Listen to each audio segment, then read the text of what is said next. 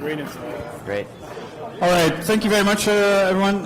The next talk is by Michael. He also spoke in this room last year, and he'll talk a little bit about code workload management. Thank you very much. Thank you. Welcome, and let's hit the road and get going. Come on in, find your favorite seat. So my name is Michael. Hopefully you can all hear me okay in the back. Let me know if not. I've been at Red Hat for almost 8 years now. This is my, I think, at least third, maybe fourth time at FOSDEM.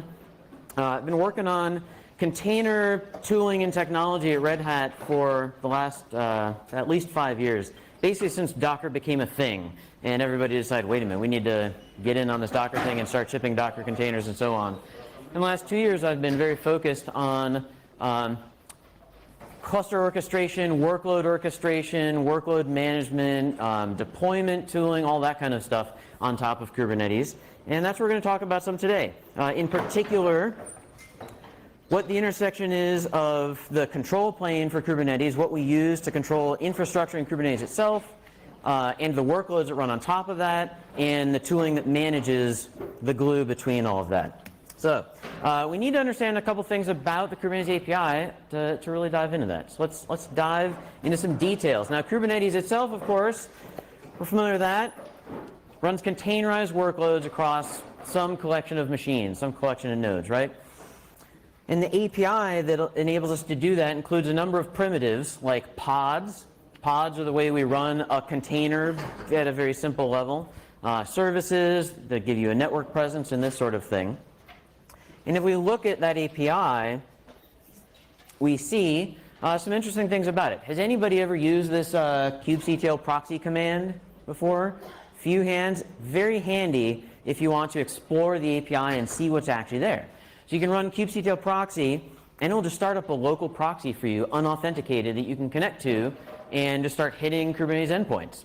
So here, I did exactly that, and I just curled the root of that API, and we're getting a listing of API groups. So this Kubernetes API, it's a web API. Some people call this REST. It's not really REST if you know REST. But you know, it's REST-ish. It's what a lot of people call REST, but really it's a web API, hierarchical in the way you would expect. And it has these API groups. So many of the APIs you're familiar with are under this core API/v1 URL space. That's where a lot of them are. But you can see the beginnings of this list. We're only into the A's in this list in terms of what APIs are available.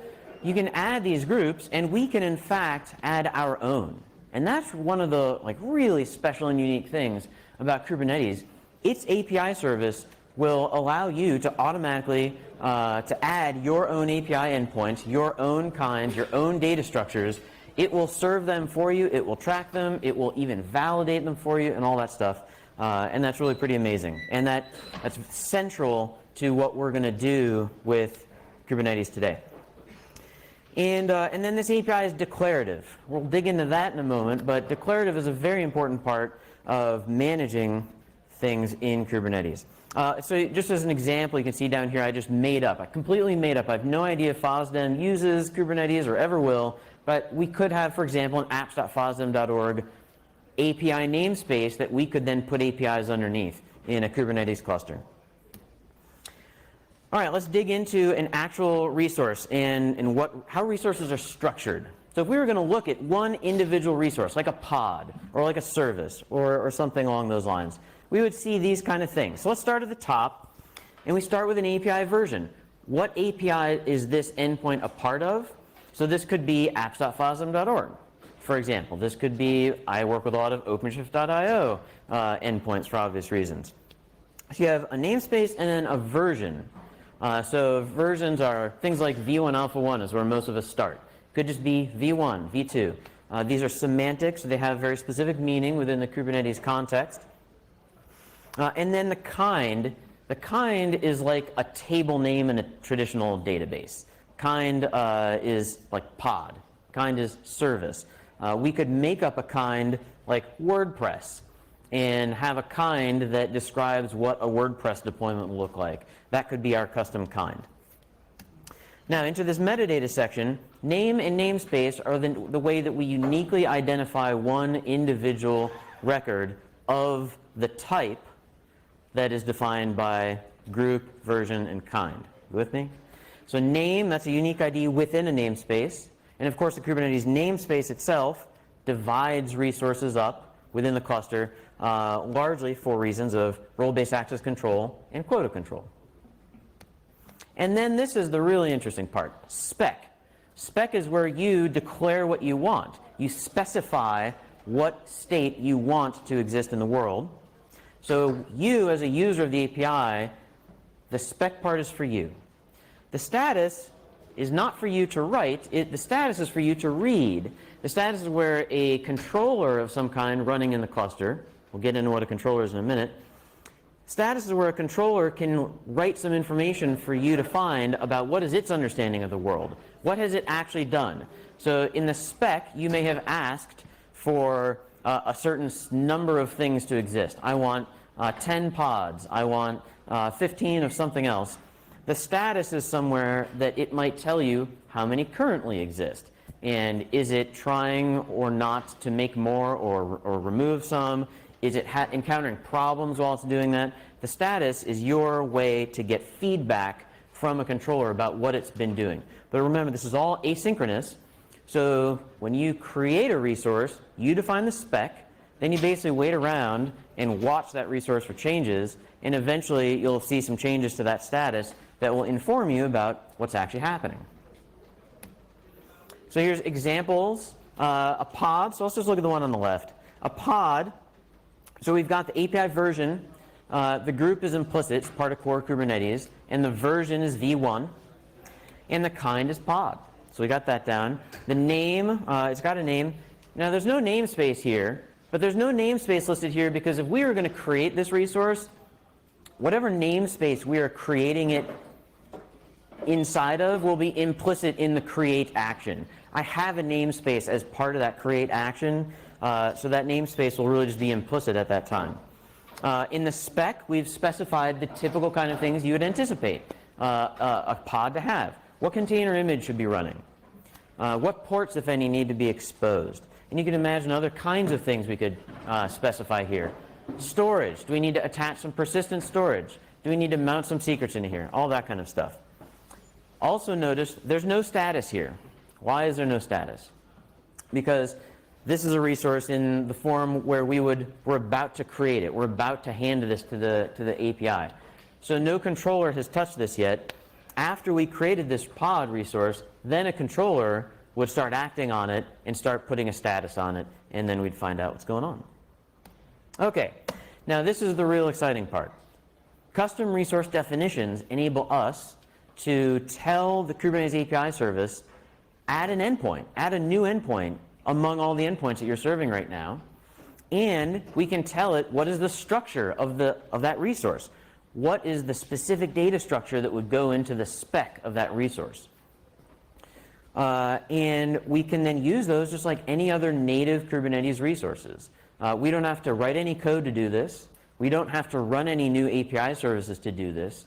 All we have to do is, of course in YAML, because it's Kubernetes, fill out a YAML resource. There is an actual core resource called custom resource definition. We just create one of those, and poof, the API service starts serving this new endpoint and a new data type.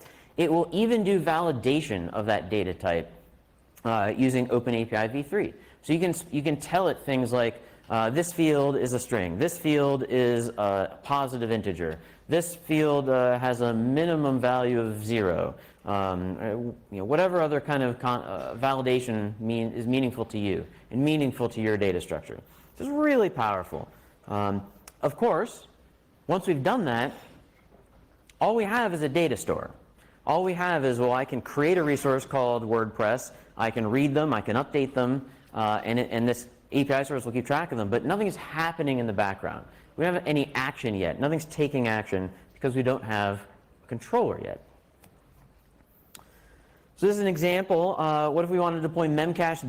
We could make a memcached custom resource definition, and then somebody could come along and create one of those resources and specify a size of 3, for example.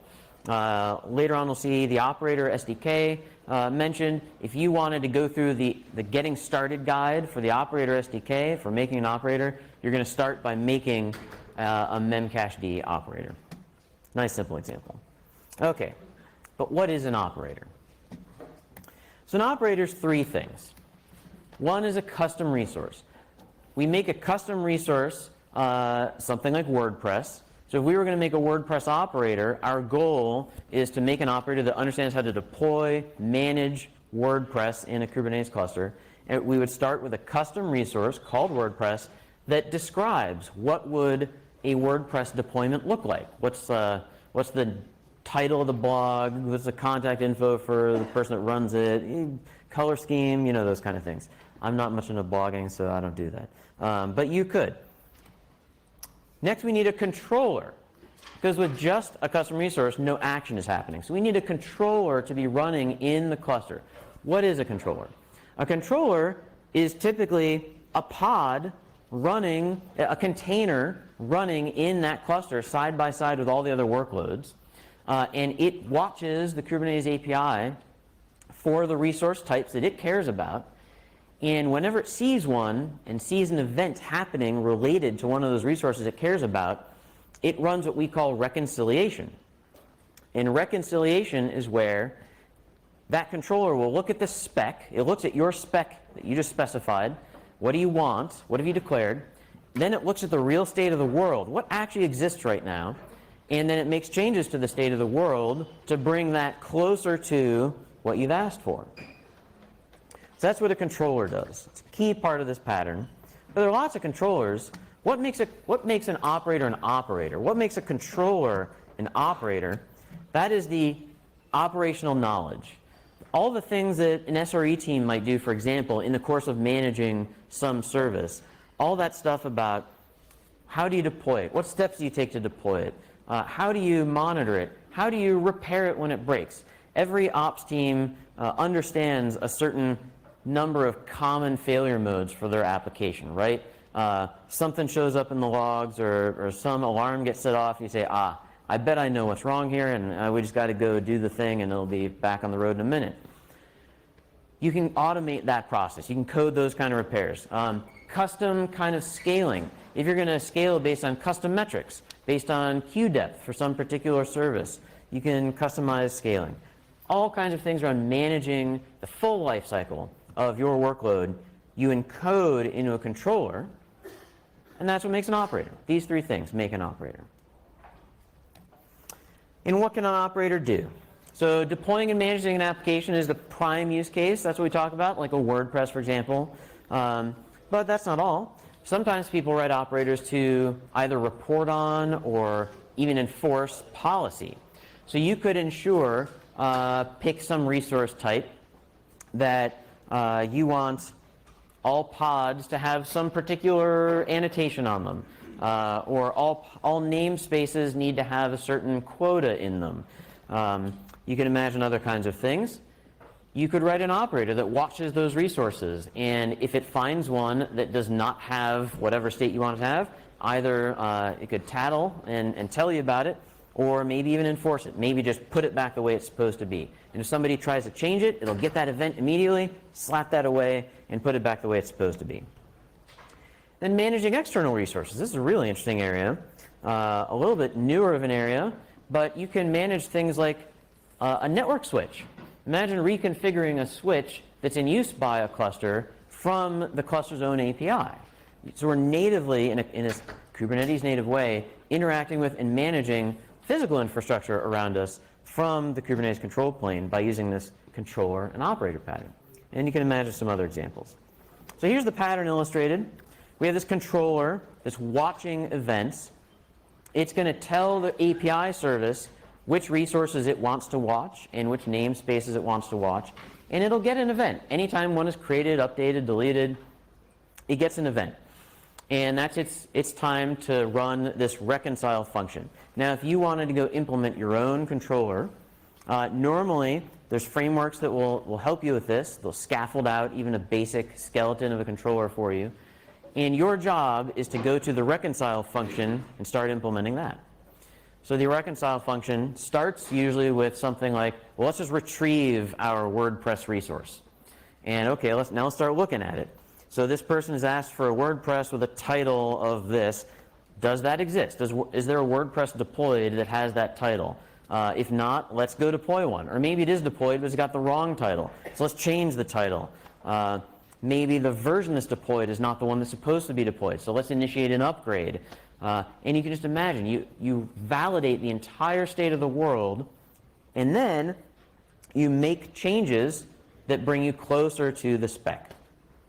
And in a traditional operator, what pops out as the product of this is an application, all the pieces of an application. Pods, services, secrets, config maps, persistent volume claims, other services it depends on, all that stuff you would orchestrate the creation of and the lifecycle of from your operator. So this puts you in a good position. This is thinking of an example with Prometheus. There's a Prometheus operator, you'd not be surprised to know.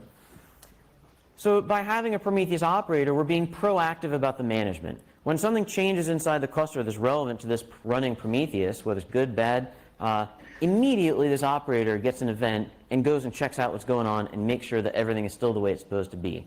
As opposed to being reactive. We're not paging somebody and then waiting for this to get fixed. We're not submitting a ticket when traffic increases, asking for more infrastructure, and then getting approvals. We're just taking immediate action and doing it. So how do we make an operator? So we have this operator framework that has a bunch of pieces, but the operator SDK in particular is your starting point. Operator SDK lets you make operators in different ways. You don't even actually have to know Go. Go is what we typically think of for operators, and what many operators are written in, but that's not the only way. And it will scaffold out for you a skeleton project, and from there you mostly implement reconcile logic, and it's pretty easy. The operator lifecycle manager is like a packager. It's a packager for a package management system even for operators. You could think of it like Yum or DNF or apt or pick your favorite package manager. And then metering is a more advanced feature that you might find useful as well. There's three primary ways that you can make an operator. Helm is a very good way if you already have Helm charts, which many people do, and you want to start participating in this operator pattern where you're being proactive and immediately responding to events related to whatever resources you're managing. Then you can take one or more Helm charts, and actually in one command you can convert a Helm chart into a basic operator. There's limits to how much you can do with a Helm-based operator because Helm, by its nature, is mostly about templates. It's harder to code into a Helm chart this kind of active management. But Ansible is something else many of you I'm sure are familiar with. Ansible's very powerful. You can do just about anything with Ansible, and you can make an operator with Ansible. I'm pretty sure I gave a talk about that here last year. You can make an operator where that reconcile logic is written in Ansible. It's a great fit for that. So that's something you might consider. And then Go, of course, is a very popular way to write controllers and write all kinds of tooling around Kubernetes. So we've been talking about operators and controllers. We dug into the API service. And what does it really boil down to? What does this mean? What have we done? So when you have an operator, one way to look at it, one advantage we have here, we've created a higher level API.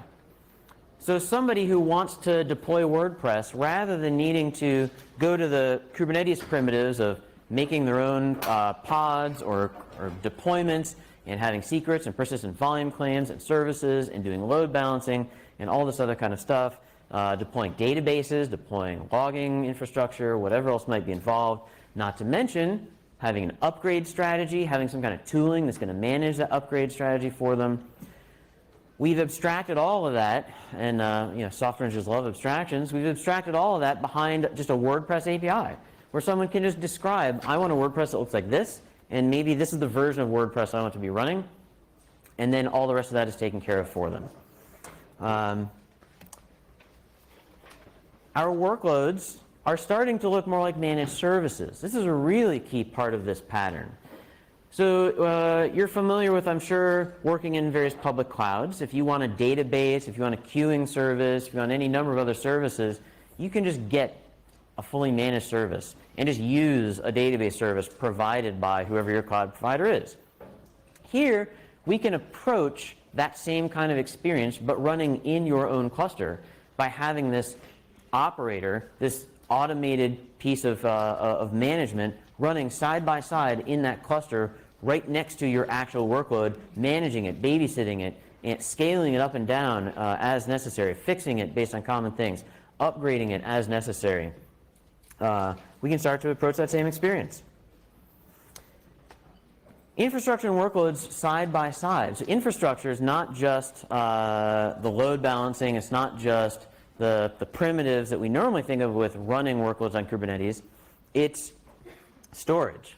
It's the real core networking infrastructure. In some cases, it's the cluster itself, the virtual machines that the cluster itself is running on, managing all of that side by side with one API. And that means we get to use RBAC, one RBAC system for the whole thing. So we can put quotas around and other controls around who's allowed to deploy WordPress in this cluster, how many of them can they deploy, or how large can their WordPress deployment get. API discovery. So Kubernetes is really powerful for API discovery. It's much like an application platform in that way. And using the same API discovery and service discovery mechanisms across that spectrum of infrastructure and workloads can really be very powerful as we combine them. And when we start thinking of all this together, this is what starts to be what we think of as Kubernetes native. So we could take something like WordPress that vastly predates Kubernetes, but if we expose it in this way and we manage it this way, it's not only running natively on Kubernetes, it's being managed natively through Kubernetes, through that same API. One set of tooling, so you can use kubectl. Any tool that can be a client for Kubernetes can manage that WordPress now. That's what we often think of as Kubernetes native. Who does this sort of stuff? Software vendors, of course. If you're a database vendor, you got to have an operator these days, and you probably do. You can imagine why. Databases are sticky things, and there's a lot to managing them, especially in a containerized environment. Cloud providers have made operators to expose their services natively inside Kubernetes. And then ops teams. This is really probably the heart of this for you, is ops teams for your own customized software, your own in-house proprietary software, whatever it is you're responsible for running on your infrastructure. Many ops teams are building their own operators to automate that in this Kubernetes kind of way. Super powerful. If you want to see some examples of these, you can go to operatorhub.io. There's, I don't know, something probably approaching 100 now. I think it was about 80 the last time I looked, and it was at least a couple months ago. Different operators from all kinds of vendors, all kinds of providers and projects. That'll show you a real good cross-section of real-world use cases for these kinds of operators. And then just a couple of interesting use cases here real quick. Cluster API, fascinating project where people are making controllers. So for example, there's an Amazon controller that if you want to scale up your cluster, you can go change a size from like 10 to 15, and that controller will go talk to the Amazon API and get you 5 more virtual machines, ensure that they've got Kubernetes running on them, add them to the cluster, do all that work for you, and you've now just scaled out your actual infrastructure. There's the MetalCube project that we unfortunately didn't hear from earlier that is all about doing that with bare metal. So it's taking cold, dark hardware and actually on-demand provisioning images onto it and adding that to Kubernetes. Rook-Ceph, running storage natively in a Kubernetes cluster, not just any, but even on bare metal, managing data resiliency and redundancy on bare metal machines inside a Kubernetes cluster. Interesting problem space, some hard challenges, but they're using extensively controllers and operators to manage that and make that viable, make that something that's reasonable to do. KubeVirt, really fascinating. You can run virtual machines inside a pod in your Kubernetes cluster. So you can now schedule virtual machines the same way you're scheduling pods, and it's controllers that make that possible. So that's all the time we have. I'm going to step outside and answer any questions that you guys have, and I'll be there as long as you like. And if you can't do that right now, feel free to contact me here. Email is probably the best. I'll be around this weekend and happy to chat with you guys about operators. Thank you very much. Thanks, Michael.